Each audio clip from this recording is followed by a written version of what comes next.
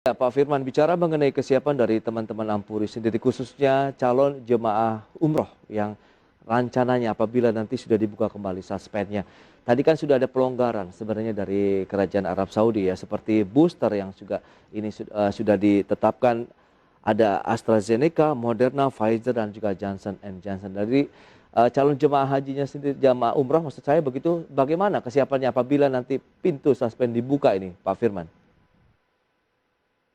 Ya, saat ini kami, sebagaimana saya sampaikan di awal, berperan aktif Ya. bersama pemerintah melakukan gerakan vaksinasi, khusus kepada jamaah-jamaah yang sudah tertunda keberangkatan atau punya niat berangkat, karena vaksinasi menjadi persyaratan.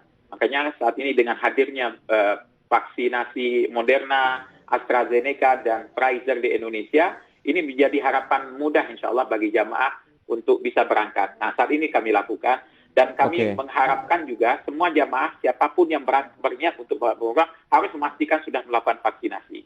Nah, jenisnya kalau seandainya bisa dari 4 jenis saya rekomendasikan sangat baik. Namun kalaupun tidak ada jenis Sinovac, silahkan untuk ambil Sinovac, nanti kita suntik dengan booster. Dan itu menjadi solusi dan insya Allah akan memudahkan perjalanan kita ke tanah suci. Baik, berarti yang sudah mendapatkan kendala dan kami sekarang lagi melakukan komunikasi intens juga dengan Kementerian Kesehatan masalah barcode vaksinasi, karena barcode vaksinasi Indonesia saat ini belum bisa dibaca di Saudi Arabia. Sedangkan barcode itu menjadi persyaratan, menjadi bukti bahwa siapapun yang akan berangkat ke tanah suci sudah melakukan vaksinasi lengkap dan sempurna gitu. Berarti masih ada PR yang harus segera dituntaskan. Kalau bicara mengenai barcode kan berarti harus ada sinkronisasi data ataupun penggunaan sistem antara Indonesia dan Arab Saudi sehingga nanti tidak akan menyulitkan calon jemaah umrohnya begitu pada saat berada di lokasi, Pak. Betul, betul. Kami sampai terus membangun komunikasi intens tripartit antara kami, Kementerian Agama dan Kementerian Kesehatan untuk menyelesaikan soal permasalahan barcode dan juga kerahasiaan tentang data. Jadi memang perlu tidak bisa langsung peduli lindungi kita pakai, harus jalur lain sehingga nanti data juga lebih terlindungi dengan baik gitu. Baik. Anda melihat bagaimana dengan tantangan ke depan untuk penyelenggaraan umroh Indonesia nih dengan adanya suspend yang masih berlangsung hingga hari ini?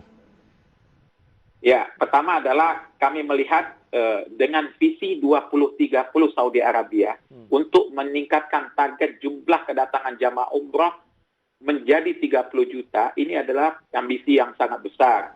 Dan ini menjadi prospek bagi kami penyelenggara ke depan, bahwasanya kalau seandainya dengan pencapaian 1 juta kami di tahun 2018, ya, dan sampai 2030 jumlahnya 30 juta, artinya Indonesia punya share marketnya nanti minimal 3,75 juta per tahun. Dan ini prospek besar, harapan besar bagi para penyelenggara untuk bisa meningkatkan jumlah jamaah lebih besar. Karena share kita sampai 3,7 juta jamaah per tahun. Dan tapi visi 2030 juga menjadi tantangan bagi kita Indonesia dan khususnya penyelenggara. Dan kami diminta untuk dukungan dari pemerintah. Karena apa yang diinginkan oleh pemerintahan Saudi adalah kontrol penuh dari transaksi bisnis ini. Mereka bisa melakukan open proses langsung bagi siapapun untuk berangkat ke tanah suci. Dan sedangkan kita punya undang-undang PAU nomor 8 tahun 2019. Nah, kami dengan berapa kali audiensi kami dengan Komisi 8, kemudian Kementerian segala macam, kami ingin memastikan bahwasannya Undang-Undang nomor 8 tahun 2019 tetap bisa kita hormati menjadi dasar tata kelola, tata laksana penyelenggaraan ibadah haji ataupun ibadah umroh dari jamaah asal Indonesia menuju ke Saudi Arabia.